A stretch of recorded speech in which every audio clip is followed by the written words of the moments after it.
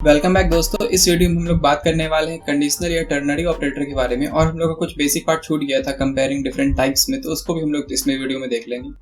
तो इस वीडियो में चलिए, हम प्रॉमिस आपसे किए थे कि पहले स्विच वाला इस वीडियो में आएगा, नेक्स्ट वीडियो में। लास्ट वीडियो में बात बोले थे कि आपको नेक्स्ट वीडियो स्विच होगा, बट ये छोटा सा एक वीडियो आप देख लीजिए। ये इंपॉर्टेंट ज़्यादा नहीं है, बट है कि आप एक नेक्स्ट स्टेप आपको ले जाता है कोडिंग दुनिया में। तो जैसे कि हम लोग लास्ट वीडियो में बात किए थे इफ स्टेटमेंट का, इफ एल्स स्टेटमेंट देखे थे, तो उसी को एक न्यू वे लिखने का ये तरीका है। तो अगर आप बिगनर है तो आपको तो हम ये भी रिकमेंड नहीं करेंगे, बट एक लेवल आप देख लीजिए इसको भी, इसको कैसे लिखा जाता है। ठीक है, तो इफ स्टेटमेंट को हम किसी और तरीके से भी लिख सकते हैं। तो जैसे कि नेक्स्ट स्लाइड में आपको हम दिखाए हुए हैं कि मेरा सिंटेक्स क्या होता है। वेरिएबल नेम सपोज हमको असाइन करना है, तो हम क्या कर सकते हैं, वेरिएबल नेम इक्वल टू लिख सकते हैं कंडीशन, और वैल्यू 1 वैल्यू 2 असाइन कर सकते हैं। चलिए इसको एग्जाम्पल में हम देखते हैं। हम क्या चाहते हैं कि मेरा कोई वोटेबल है या नहीं, हमको जानना है। तो ये वोटेबल है या नहीं, ठीक, तो ये वोटेबल है या नहीं, तो ये तो मेरा ट्रू फॉल्स स्टेटमेंट होगा। लाइक वोटेबल मतलब हमको जानना है कि वोटेबल है, तो हम इसको लिख देंगे यस इट इज वोटेबल, और नो हमको ट्रू फॉल्स में नहीं चाहिए, लेकिन मेरा आंसर तो भी ट्रू फॉल्स में होगा। तो इसको हम क्या करते हैं कि एक स्टेटमेंट लिखते हैं, एज लेस देन 18। ठीक है, तो एज मेरा अगर लेस देन 18 है तो हम क्या लिख देंगे, नॉट वोटेबल। अगर नहीं है तो इसका मतलब वोटेबल, ये उल्टा हम लिख सकते हैं इसको, तो आपको समझ में आएगा। आई थिंक इसमें समझ में नहीं आए। एज को हम ग्रेटर देन कर देते हैं, ग्रेटर देन इक्वल टू। ठीक है, और एक हमको एज नाम का ही बनाना होगा, लेट एज इक्वल टू 15।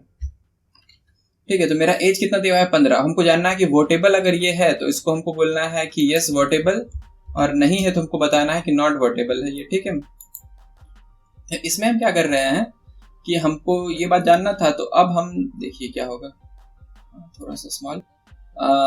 तो ये मेरा क्या होगा कि ये वोटेबल जो है मेरा एक वेरिएबल है, और इसमें ये कंडीशनल रूप में वेरिएबल असाइन हो रहा है, या तो यस वोटेबल असाइन होगा या नॉट वोटेबल असाइन होगा। किस कंडीशन पे, कि इस कंडीशन पे ये अगर ट्रू हो गया, ट्रू हुआ तो मेरा पहला वाला असाइन होगा, अगर फॉल्स हुआ तो दूसरा वाला असाइन होगा। तो इसको हम देखते हैं, age greater than equal to 18, age greater than equal to 18 है, नहीं है तो मेरा क्या असाइन होगा, नॉट वोटेबल। तो चलिए हम इसको एक बार हम रन भी करके देख लेते हैं। अगर इसको हम रन करें, और कंसोल तो कुछ किया ही नहीं है, तो असाइन तो हो गया, बट हमको क्या पता। कंसोल डॉट लॉग में हम लिखते हैं वोटेबल, इज वोटेबल सही नाम होगा इसका, इज वोटेबल। और यहाँ पे भी एक वोटेबल लिखते हैं, नेमिंग पे हम थोड़ा ध्यान देते हैं, तो आप भी देखिए।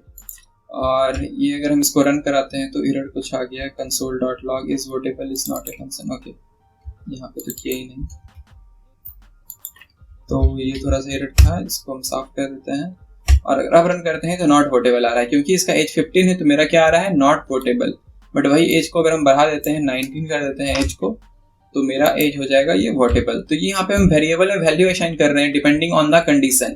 तो इसको हम इफ एल्स स्टेटमेंट से भी लिख सकते थे। सपोज आपको 2 सेकंड नंबर लाइन नहीं लिखना है, तो हम कैसे लिखते हैं, हम लिखते हैं इफ,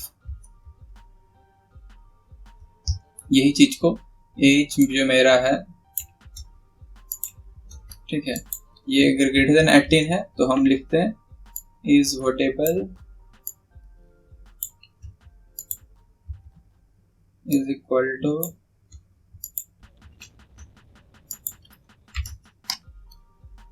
ठीक है, तो थोड़ा नीचे कर देते हैं, एंड एल्स में लिखते हैं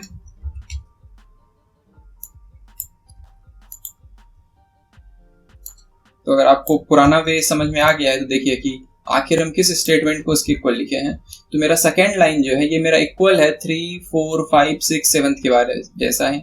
ठीक है, जैसे मेरा थर्ड लाइन में क्या कहा गया है, तो यही आंसर मेरा सेम देगा। जैसे इसको अगर हम बंद कर दें और फिर रन कराते हैं इसको, तो देखिए क्या आंसर आता है। ओके, इसको हमको पहले ही डिक्लेयर करना होगा, तो हम इसको यहाँ पर डिक्लेयर कर देते हैं और लेट इस दोनों के सामने से हटाते हैं। ठीक है, तो यस वोटेबल मेरा आ रहा है सही आंसर। ठीक है, तो यही चीज सेम जो स्टेटमेंट हम यहाँ पे लिखे हैं, इसी को एक वे में लिखा जा सकता है इस तरह से। तो आपको बस यही समझना था, ये छोटा सा बात है। तो अभी आपको हम रिकमेंड करेंगे, अगर आप बिगनर हैं तो आप अभी इसी तरह से लिखिए जो हम नीचे बताए हैं जिस तरह लिखना।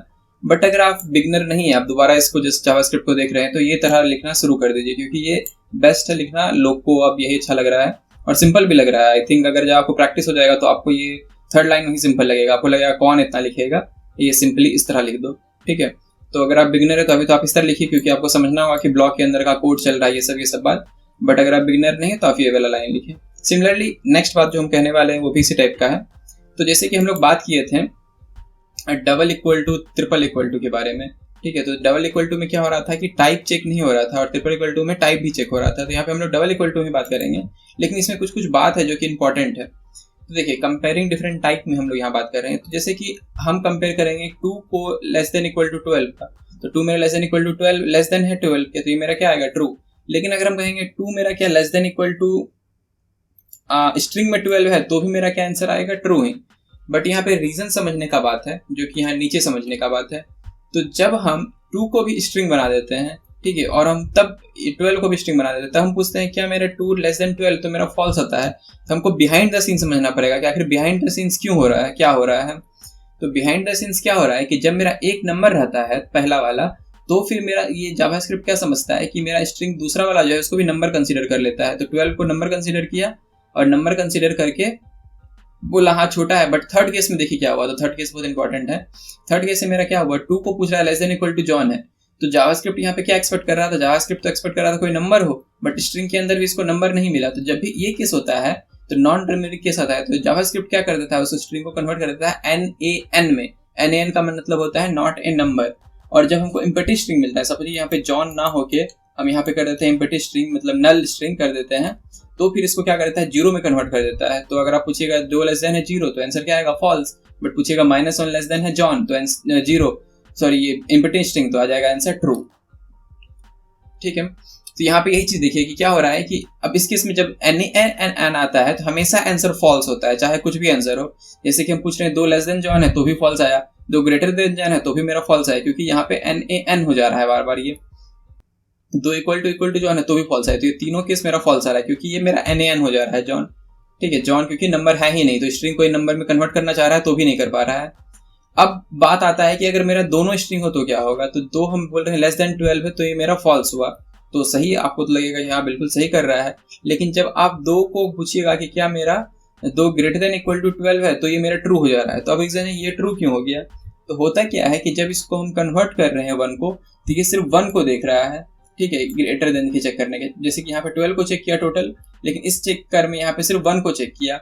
1 को जैसे ही चेक करता है तो ये बोलता है 2 लेस देन ग्रेटर देन मेरा 1 है, तो बोलेगा हाँ ट्रू है।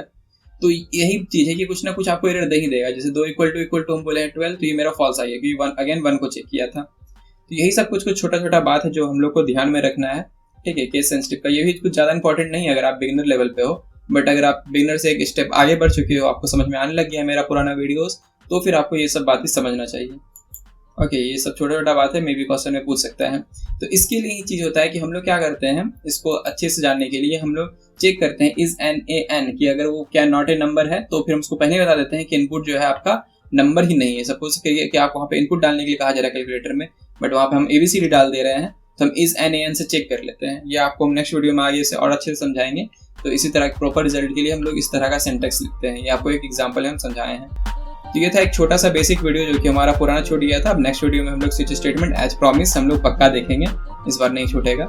तो आई होप आपको वीडियो सीरीज पसंद आ रहा होगा एंड आई होप कि आप सब्सक्राइब भी कर लिए होंगे। तो मिलते हैं आपसे नेक्स्ट वीडियो में स्विच स्टेटमेंट के साथ। तब तक के लिए गुड बाय, सी यू।